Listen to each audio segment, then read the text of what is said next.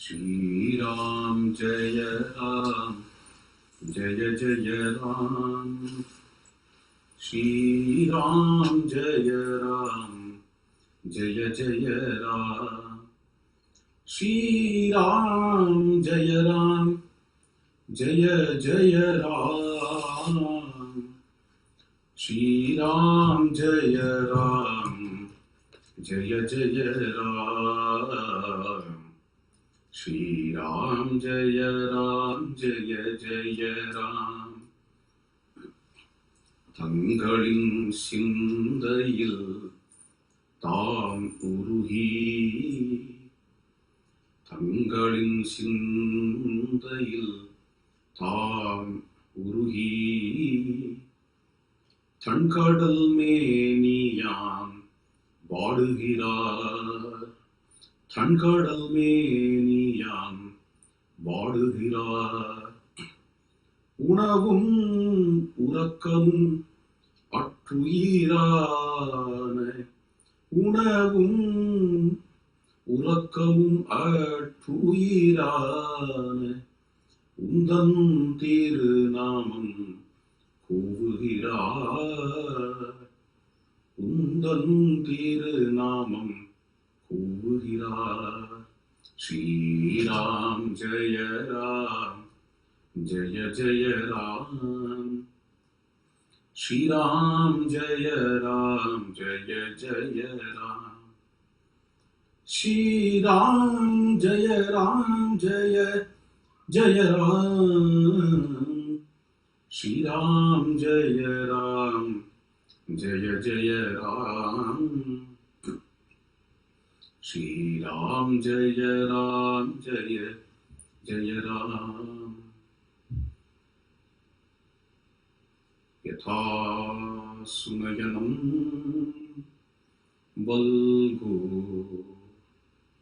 विभोष्टं चारुकुण्डलं मुखं द्रक्ष्यसि रामस्य पूर्णं चन्द्रविभोदितम्।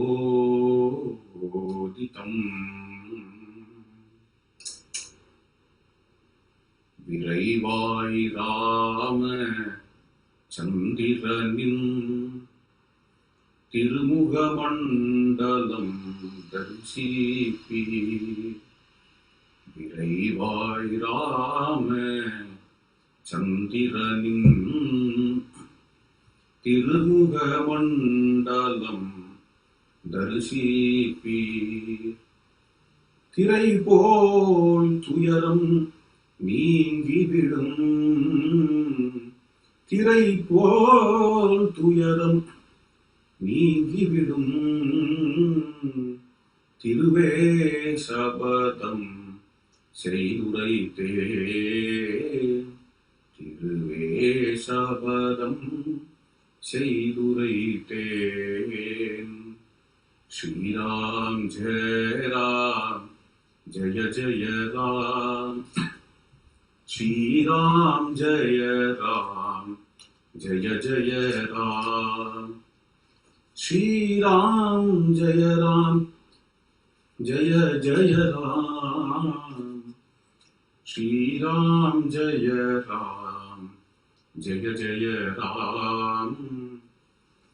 श्री राम जय राम जय जय राम। सकृदेव प्रपन्नाय तवास्मीति च याचते, अभयं सर्वभूतेभ्यः, अभयं सर्वभूतेभ्यः ददामि एतत् व्रतं मम। अभयं सर्वभूतेभ्यः ददामि एतत् व्रतं मम। अभयं सर्वभूतेभ्यः ददामि एतत् व्रतं मम। நேற்றைய தினமே சிறிது நேரமானதுனால ஒரு விஷயம் சொல்ல விட்டுட்டேன். நேற்றைய தினத்தினுடைய தொடர்ச்சியாக சொல்லிட்டு அதன் பிறகு இன்றைய தலைப்பு ஆரம்பிக்கிறேன். பூர்வபட்சத்துல ஒரு கேள்வி எடுத்துங்க. ஆதர்சமாக ஒருத்தர் எடுத்துட்டு பின்பற்றுதல், அனுகிருதி, ரோல் மாடலா ஒருத்தர் எடுத்துட்டு ஃபாலோ பண்ணுதல் என்கிறதுல தோஷங்கள் வரக்கூடும். ஆதர்சமா ஒருத்தர் எடுத்துக்கிறது, ஒருத்தர் ஆதர்ச புருஷன் என்று சொல்றது பிரமாணமாகாது. விதிவாக்கியம்தான் பிரமாணம். இதற்கு காரணம், அந்த ஆதர்ச புருஷன் எப்பொழுதுமே தர்மத்துலதான் இருப்பான்னு சொல்ல முடியாது. ரொம்ப பெரிய மகாபுருஷால் கூட திடீர்னு ஏதாவது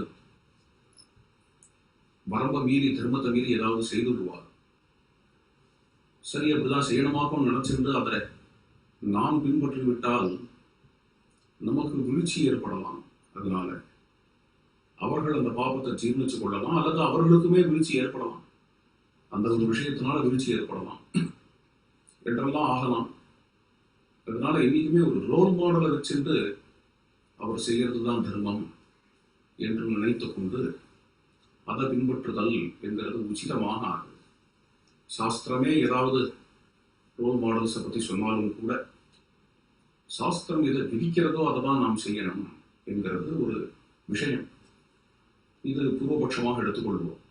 இது முன்னாடியே நான் கேட்ட கேள்வி, அதுக்கு பதில் சொல்லாம மேல தாண்ட விரும்பல.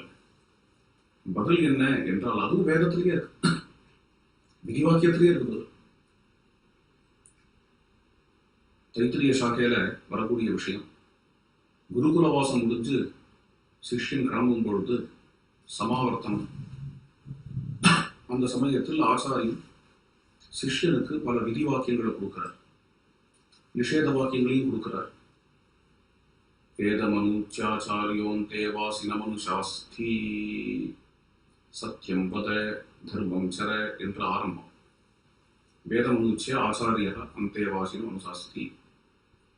வேதங்களெல்லாம் சொல்லிக் கொடுத்த பிறகு ஆச்சாரியன் அந்தேவாசியின் இடத்துல, சிஷ்யன் இடத்துல இவ்வாறு சொல்லுகிறார்: சத்தியத்தை பேசு, தர்மத்தை அனுஷ்டிப்பாய் என்று ஆரம்பம். வேதம் அனுச்சிய, வேதம் சொல்லிக் கொடுத்த பிறகு இவ்வாறு சொல்லுகிறார் என்னும் பொழுதே என்ன அர்த்தம்னா, இப்ப வரக்கூடிய விதி நிஷேத வாக்கியங்கள், வரப்போற விதி நிஷேத வாக்கியங்கள்னா வேத சாரம்னு அர்த்தம், வேதத்தோட எசன்ஸ் என்று அர்த்தம். மகாபாரதம் முடிவுல ந ஜாது காமா ந பயான் லோபாத்து தர்மம் தெஜேத், கடைசி ஸ்லோகம். கடைசி ஸ்லோகத்துல ஒரு விதிவாக்கியம் வந்து விழுது. லட்சம் ஸ்லோகமும் முடிஞ்சு கடைசி ஸ்லோகத்துல ஒரு விதிவாக்கியம் வந்து விழுது என்றால் என்ன அர்த்தம் அப்படின்னா, லட்சம் ஸ்லோகத்தினுடைய சாரம் இதுன்னு அர்த்தம். அதனாலதான் அந்த ஸ்லோகத்தை பாரத சாவித்ரி, அதாவது ரிக்வேதத்துல எப்படி காயத்ரி மந்திரமோ அது மாதிரி மகாபாரதத்துடைய காயத்ரி மந்திரம்னு அர்த்தம். காயத்ரி மந்திரம் தான் வேத சாரம். அது மாதிரி மகாபாரதத்துடைய காயத்ரி, மகாபாரதத்துடைய சாரம். ந ஜாது காமாத்து ந பயாத்து ந லோபாத்து தர்மம் தெஜேத்து ஜீவிதஸ்யாபி ஹேதோகோ என்கிற ஸ்லோகம். அது மாதிரி இங்கேயும் வேதமனுச்ச ஆச்சாரியா அந்தேவாசினம் அனுசாஸ்தி.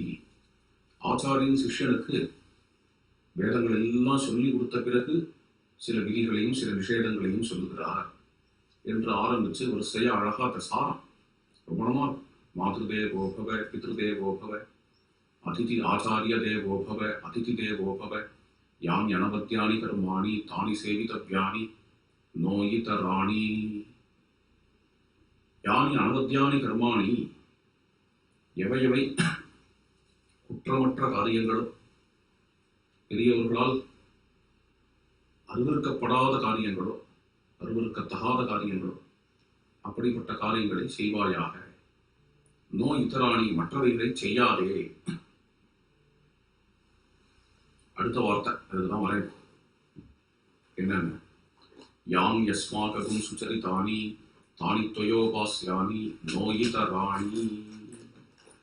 யானி அஸ்மாகம் சுச்சரிதானி, சிஷ்யனை பார்த்து குரு பண்ற உபதேசம். எங்களுடைய நடத்தையில எதெல்லாம் நன்னடத்தையாக இருக்கிறதோ அதை மட்டும் அனுசரிப்பாயாக. நோ இதராணி, மற்றவைகளை அனுசரிக்காதே. சில சமயம் தர்ம வெத்திக்கிரமம் தெரிய வந்ததுன்னா கூட பெரிய வாழ்க்கலாம், அதாவது தர்ம வெத்திக்கிரமம்னா தர்மத்தை தாண்டுதல் அர்த்தம். அது தெரிய வந்தாலும் கூட அதை பின்பற்றக்கூடாது, சிஷ்யன் பின்பற்றக்கூடாது. அது ஏதோ அவர் செய்கிறார், அவர் பாடு. ஆனால் அவர்கிட்ட எவ்வளவோ நல்ல விஷயங்கள் இருக்கு. அந்த நல்ல விஷயங்களுக்காக அவர் கூட நம்ம இருக்கிறோம் அப்படின்னு இருக்கணும் வேண்டாம். இப்படிதான் பெரியவர்களிடத்தில் உள்ள அணுகுமுறை. ஏதாவது தவறு இருந்தால் ரகசிய நிவேதையது அப்படின்னு தான் சொல்லியிருக்கு. ரகசியமா அதை விண்ணப்பிக்கலாம், தெரிவிக்கலாம். அதையும் திருத்திக்க மாட்டார் என்றால் அப்ப என்ன பண்ணலாம்? 99% மகாபுருஷரா இருக்கார், தர்மாத்மாவா இருக்கார், இந்த மாதிரி ஒரு தவறு இருக்கு என்று நினைச்சு சரி அந்த தவறுக்கு நமக்கு சம்பந்தம் இல்லை அப்படின்னு இருக்கலாம். தவறு அதிகமா இருந்ததுன்னா நமக்கே பெரியவரா இருந்தாலும் விட வேண்டியதுதான். விபீஷணம் ராவணனை விட்டா மாதிரி, அல்லது விதுரன் திருதராஷ்டிரனை விட்டா மாதிரி விடுறா மாதிரி ஆயிடும். இதுதான் தர்மம். இது விடுறா மாதிரி ஆகிறது மட்டும் இல்லை, தவறு அதிகமா இருந்தது, பெரும் குற்றமா இருந்தது அப்படின்னு எதிர்த்தே கூட நிற்கலாம். அர்ஜுனன் பீஷ்மரை எதிர்த்து நின்னா மாதிரி, துரோணரை எதிர்த்து நின்னா மாதிரி எதிர்த்தே நிற்கும்படியாக இருந்தாலும் நேரலாம். குரோரப்பி அவலிப்தஸ்ய காரியம் அஜானத்தா உற்பத்தம் பிரதிபன்னஸ்ய காரியம் பவதி சாசனம் ராமாயண ஸ்லோகம். பெரியவாளா இருக்கிறவா அவர்கிட்ட மிகப்பெரிய குற்றம் என்கிறது காணப்பட்டால் அதை தட்டி கேட்கறதுக்கு சிறியோர்களுக்கு உரிமை உண்டு அப்படிங்கிற மாதிரியான ஸ்லோகங்கள்லாம் இருக்கு. பெரியவர்களாகவே இருந்தாலும் கூட அவர்கள் அதர்மத்தை உபதேசம் பண்ணால் அவர்கள் பெரியவர்களாக ஆக மாட்டார்கள் என்கிறதுக்கெல்லாம் நிறைய பிரமாண ஸ்லோகங்கள் இருக்கு. அதனாலேயே என்ன அப்படின்னு ரோல் மாடல்னு ஒருத்தர் வச்சுக்கிறதுல அவரை பிளைண்டா ஃபாலோ பண்ற விஷயம் இல்லை. நோ இதராணிங்கிற வாக்கியம் ரொம்ப ஆணித்தரமான வார்த்தை. நம்மளோட அறிவை நம்ம உபயோகப்படுத்தணும். கடைசியா அங்கதான் வந்து முடியுது. சுத்தி பார்த்தேன். நம்ம அறிவை நம்ம உபயோகப்படுத்தணும். நம்ம அறிவை உபயோகப்படுத்தி நமக்கு யார் யார் ரோல் மாடலா இருக்காளோ அவளுக்கு அவ பண்ணக்கூடிய காரியங்கள்ல எது தவறுகள், எது அதர்மங்கள் என்கிறத அறிந்து புரிந்து அதை நாம் தவிர்க்க வேண்டும். அப்படி அறிவை உபயோகப்படுத்துறதுக்கும் இது மாதிரியான உபாயம் நல்லா இருக்கு. விதிவாக்கியமா கொடுத்தாச்சுன்னு அந்த அறிவுக்கு உபயோகமே கிடையாது. விதி நிஷேத வாக்கியம் சொல்றதுதான் பிரமாணம் அப்படின்னு அடிச்சு பேசியாச்சுன்னா அதுதான் சொல்லிட்டு அப்புறம் நம்ம அறிவுக்கு அங்க என்ன வேலை? அப்படின்னாலும் அதுதான் சொல்லிவிட்டேன். விதி வாக்கியம் தான் பிரமாணம் அப்படிங்கிறது எதுல இருக்கலாம் அப்படின்னா கர்மானுஷ்டானங்கள் இருக்கலாம். தர்பை எடுத்து இப்படி போடு, அப்படி போடாத என்கிறதுல வேணா விதி வாக்கியம் பிரமாணமா இருக்கலாம். அந்த இடத்துல விசாரத்துக்கு வேலை இல்லை, அப்படியே ஃபாலோ பண்ண வேண்டியதுதான். ஆச்சரியம் 3 முறை பண்றேன், ஏன் 10 முறை பண்றேன் அப்படிங்கிறது இல்லை. ஒரு விசாரம் இல்லை. 3 முறை ஆச்சரியம் அப்பதான் 3 முறை ஆச்சரியம். அது மாதிரி விஷயங்கள்ல சரி. இந்த டெக்னாலஜி மேனுவல், ஒரு ஃபேக்டரியில இந்த மிஷினை இப்படி தான் யூஸ் பண்ணணும் அப்படின்னு சொல்றான். அப்படின்னு சொல்லும் பொழுது அது மேனுவலை அப்படியே ஃபாலோ பண்ணிட்டா வேலை நடக்கும். வேலையை விட்டுட்டு அங்கே உட்காந்து ஏன் இதை இப்படி இது மாதிரி இருக்கு மேனுவல் அப்படின்னு கேட்டேன்னா இன்டெலிஜென்ஸ் வளரலாம், வேலை நடக்காது.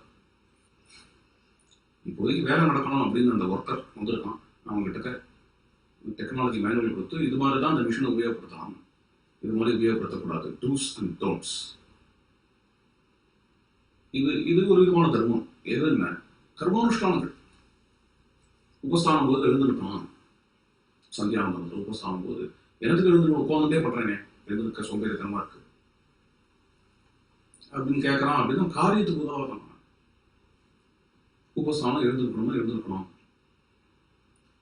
அது மாதிரி விதி நிஷேதங்கள், அதுக்கு பிரதானமா சூத்திரங்கள் ஸ்மிருதிகள் எல்லாமே கர்மானுஷ்டான பரமா இருக்கிறதுனால விதி நிஷேத வாக்கியங்கள், அது விதி நிஷேத வாக்கியங்கள் தான் தர்மம் அப்படிங்கிறது அங்க பொருந்தும். ஆனா இதிகாசங்கள் காட்டக்கூடிய தர்மம் பிரதானமா எப்படி இருக்கு அப்படின்னா வாழ்க்கையில இது ஒரு கான்டெக்ஸ்ட் வந்திருக்கு. இந்த கான்டெக்ஸ்ட்ல எது தர்மம், அந்த இடத்துல என்ன பண்ணுவேன்? அதில் வெரைட்டிஸ் ஆஃப் கான்டெக்ட் இருக்கும். அதில் வெரைட்டிஸ் ஆஃப் கான்டெக்ட் வரும்போது திடீர்னு ஒரு இடத்துல ஒரு கான்ஃப்ளிக்ட் வரும். என்னென்ன? ஒரு பெண்மணிக்கு பிள்ளையா கணவனா, இந்த இடத்துல எது பிள்ளையா கணவனா அப்படிங்கிற ஒரு கான்ஃப்ளிக்ட் வரலாம். அல்லது என்ன எப்படி பேலன்ஸ் பண்ணுறதுன்னு தெரியாது இருக்கலாம். ஆஃபீஸ் லைஃப், ஃபேமிலி லைஃப், ரெண்டுத்துல எதுக்கு இம்பார்ட்டன்ஸ், எதுக்கு முக்கியத்துவம், இது மாதிரி 1000 கேள்வி இருக்கு. இதுக்கெல்லாம் அறிவை உபயோகப்படுத்தி ஆகணும். வெறும் விதி நிஷேத வாக்கியங்கள் பயன்படாதீங்க. அறிவை உபயோகப்படுத்தி ஆகணும். அதற்கு அறிவுக்கு நல்ல தீனியா அமைஞ்சு அறிவை உபயோகப்படுத்துறதுக்கு நமக்கு மிகவும் உபகாரமா இருக்கிறது ராமாயணம், மகாபாரதம் மாதிரியான இதிகாசங்கள்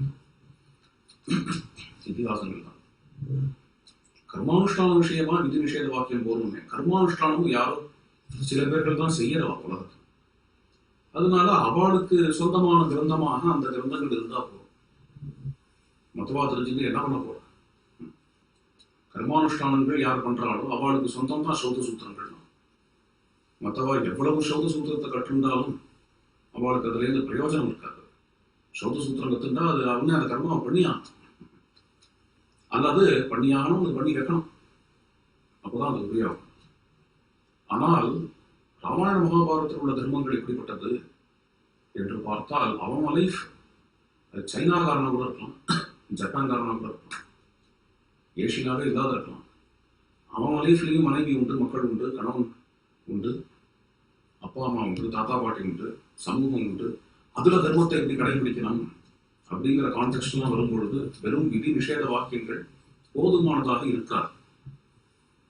இது கிரிமினல் விஷயமோ, இது சிவில் விஷயமோ, அதுக்கு வேணா லா புக்ஸ் உதவுமே தவிர மாமியார்கிட்ட மாட்டுக்குள்ளே எப்படி பழகணும், எந்த கான்டெக்ட்ல எப்படி பழகணும் அப்படிங்கிறது சீத்தம்மா கௌசல்யம்மா மோட பழகிறத பார்த்தாதான் வரும். ஒரு விதி நிஷேத வாக்கியத்தினால சமர்த்தனம் பண்ண முடியாது. எந்த இடத்துல எப்படி இருக்கணும் கௌசல்யம் இடத்துல, இந்த இடத்துல ஏன் சீத்தம்மா இப்படி இருக்கா கௌசல்யம்மாட்ட, வேற இடத்துல இன்னொரு விதமா இருக்கா, ஏன் இருக்கா, அவ்வளோ இருக்கு. அந்த விஷயம் அவ்வளோ இருக்கு. அதுக்கு இது மாதிரியான கதாபாத்திரங்கள் நிறைஞ்ச, வாழ்க்கை வரலாறு நிறைஞ்ச இதிகாசங்கள் தான் உதவும் இது மாதிரி விஷயங்களுக்கு. அதனால திருமத்துக்கு இதிகாசம் என்கிறது முக்கியமான பிரமாணம். அதுக்கு ராமாயணத்தை பற்றி கேட்கவே வேண்டாம். ஏன் அப்படின்னு ராமரை ரோல் மாடலா எடுத்துட்டோம், ஆதர்ச புருஷனா எடுத்துட்டோம்னா அவர் நிறைமணிதான். அவதார புருஷர் நிறைமனிதன். நிறைமனிதன் அப்படிங்கிறதுக்கு லட்சணம் என்ன அப்படின்னா அதோஷமான புருஷன் இல்லையா?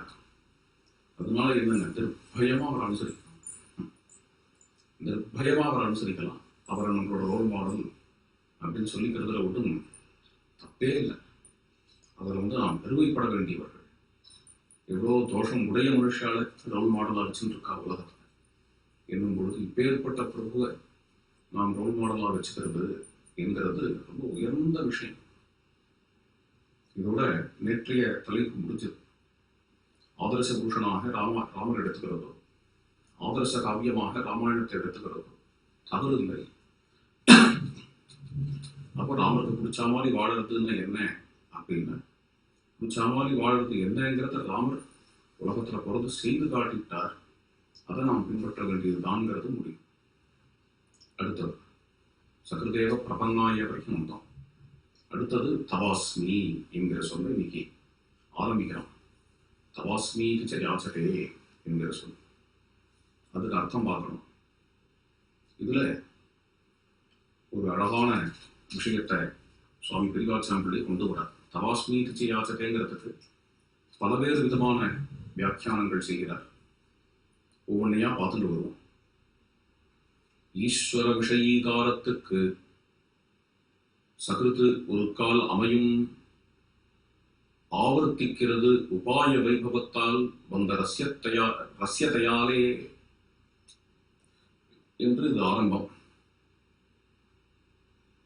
பகவான் நம்மளை ஏற்றுக்கிறதுக்கு ஒரு முறை பிரபத்தி என்கிறது செய்தால் போதும். ஆனால் இங்க ராமாயண ஸ்லோகம் ஆவருத்திய துணிக்கிறது என்கிற யாச்சதேங்கிற சப்தத்தினால. முதல்ல அர்த்தம் சொல்லிவிடுறேன். தவ அஸ்மி இதி ச யாச்சதே. ராமா, நான் உம்மை சேர்ந்தவன் என்று யாச்சிப்பவனுக்கு. யாச்சித்தல் என்பது தானம் கேட்கறது, பிச்சை கேட்கறது. யாச்சதே, கொடுப்பா அப்படின்னு கேட்கறது, அதுதான் லிட்டரல் மீனிங். ஆனால் அதுல துணி என்ன அப்படின்னு ஆவருத்தி இருக்கு. ஒருத்தன் கெஞ்சறான் அப்படின்னா கெஞ்சுதல்ல ஒரு ஈரம் இருக்கு, ஒரு ஆவருத்தி இருக்கு. அங்கேருந்து வந்து கொடு அப்படின்னா சக்கரத்து. இது அசக்கரத்து.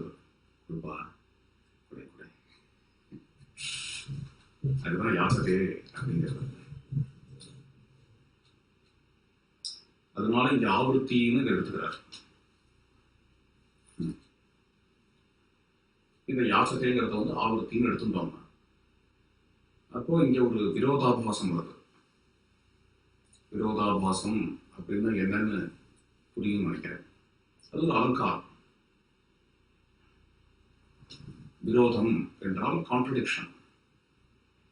ஆபாசம், ஆபாசங்கிற சம்ஸ்கிருத சொல்லுது, தமிழ்ல வேற அர்த்தம் இருக்கு. தமிழ்ல வேற அர்த்தம்னா நம்ம பேசுற தமிழ், கொலோக்கியல் தமிழ் தான். அந்த நாள்ல அது மாதிரி கிடையாது, ஒரு செந்தமிழ் அது மாதிரி கிடையாது. சம்ஸ்கிருதத்தில் ஆபாசம் என்றால் தோற்றம்னு அர்த்தம். தோற்றம். விரோத ஆபாசம்னா விரோதம் மாதிரி தோன்றக்கூடிய விஷயம், சீமிங்லி கான்ட்ரடிக்டரி என்று சொல்லலாம். இதுக்குதான் வந்து இங்கிலீஷ்ல வந்து பாரடாக்ஸ் என்றோ ஆக்சிமோரான் என்றோ டெக்கோட்டமி என்றோ சொல்லுவார்கள். இந்த விஷயத்தை தான் இந்த இது என்ன இங்க என்ன அப்படின்னா ஆக்சிமோரான் இருக்கு இங்க என்று கேட்டால், சகிருது என்கிற இடத்துல ஒரு முறை என்றாகிறது. ஆனால் யாச்சதே என்னும் பொழுது ஆவருத்தியை குறிக்கிறாரோ என்று தோன்றுகிறது. இதுதான் ரெண்டுத்தையும் சொல்றார். ஒரு முறையா ஆவருத்தியா? முன்னாடி ஒரு முறைன்னு சொன்னாரு, இப்போ ஆவருத்திங்கிறாரே அப்படின்னு. இது சொல்லும் பொழுதே வேற ஒரு விஷயம் ஞாபகம் வருது. மருதானந்தூர் சத்குரு சுவாமிகள் என்று ஒரு பெரிய மகான், பஜன சம்பிரதாயத்தினுடைய முக்கியமான மகான். பஜன சம்பிரதாயத்தினுடைய 3 ஆச்சாரியர்கள்ல ஒருத்தர். அவரை பற்றிய ஸ்லோகம், அந்த ஸ்லோகத்துல வரும், எஸ்யாங்கம் கனகாபகாம சதுருசம் பாலம் திரிபுன்றாங்கிதம் வாணி ஸ்ரீ ரகுநாத நாம சுதயா பியார்த்ரா சகிருத்தாரயா.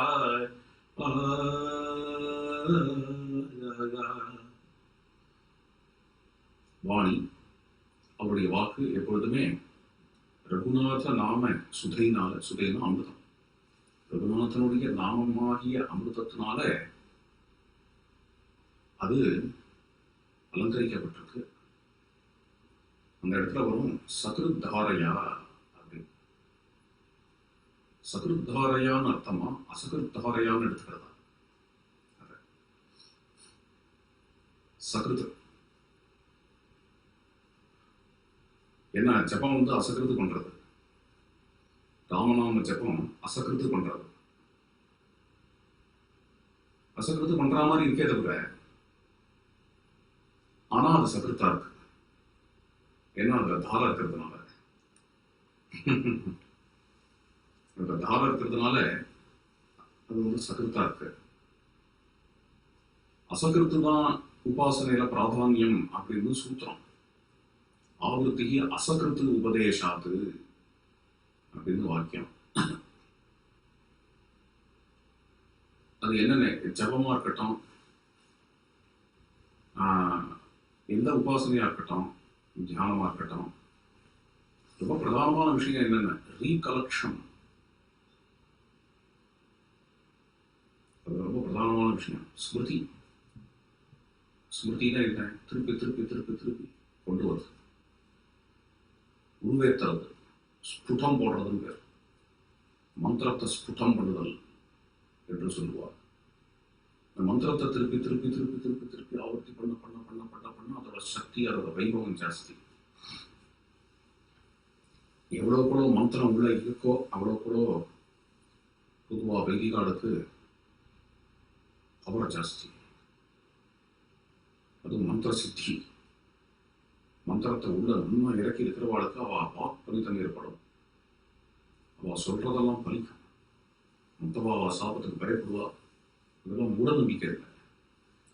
அவள் அனுகிரகம் பண்ணா, அவள் மனசுக்குள்ளிருந்து அனுகிரகம் பண்ணா அது நடந்துடும். ஏன் அப்படின்னா அவர்கிட்ட மந்திரம் இருக்கு. அவர்கிட்ட மந்திரம் இருக்கு, மந்திரபலம். அவ அப்படிப்பட்ட மந்திரத்தை ஸ்புடம் போட்டு மூர்த்தியின் இடத்துல வந்து அந்த மந்திரத்தை சொன்னால், ஒரு ஒரு பிரதிமையின் இடத்துல வந்து அந்த மந்திரத்தை சொன்னா தெய்வம் வந்துடுவாங்க. தெய்வம் வந்துடும். தெய்வம் வந்தது எதுனால? மந்திரத்தினால. பூஜை முதலிய எல்லாமே, சுப்பிரபாதம் எல்லாமே மந்திராதீனமா இருக்கு. தேவதையே மந்திரத்துக்கு கட்டுப்பட்டு வந்து அனுகிரகம் பண்றது. அவ்வளவும் இவன் கையில் இருக்கு. என்னென்ன இவன் ஓதர மந்திரம் வெறும் ஓதறது இல்லை. அவன் எவ்வளவு உள்ள உபாசனை பண்ணான், அவன் எவ்வளவு ஸ்புடம் போட்டான். பாகவதாளெல்லாம் கூட விழுந்து நமஸ்காரம் பண்றோம், பாகவதாள்கிட்ட ஆசீர்வாதம் வாங்கிக்கிறோம். ஏன்? சிறந்த பாடகராக இருக்காருன்னா, சிறந்த பாடகர் அவர் அப்படிங்கிறதுனால விழுந்து நமஸ்காரம் பண்ணி ஆசீர்வாதம் வாங்கிக்கிறோம். அவர்கிட்ட போய் நம்ம குறையெல்லாம் சொல்றோம், குறை தீர்வுன்னு நம்புறோம். ஏன்? சிறந்த பாடகர் சார் அவர், அதனால குறையெல்லாம் சொன்னா அவர் தீர்த்து வைப்பார் அப்படின்னு நம்புறோம். இல்லை, பாகவதாளுக்கு முதல் லட்சணம் என்ன என்றால், அந்த நாள் பாகவதாளெல்லாம் பார்த்துருந்த என்ன தெரிஞ்சிருக்கும். எல்லா பாகவதாளுடைய கையிலையும் சூத்திரம், ஒரு துளசி மாலை இருக்கும். ஜபம் பண்ணிட்டே இருப்பார் எப்போ பார்த்தாலும். அதுவும் 3 மண்டலத்திலையுமே ஜபம் ஒரே மந்திரம் தான். அது என்னன்னு எல்லாருக்கும் தெரியும்.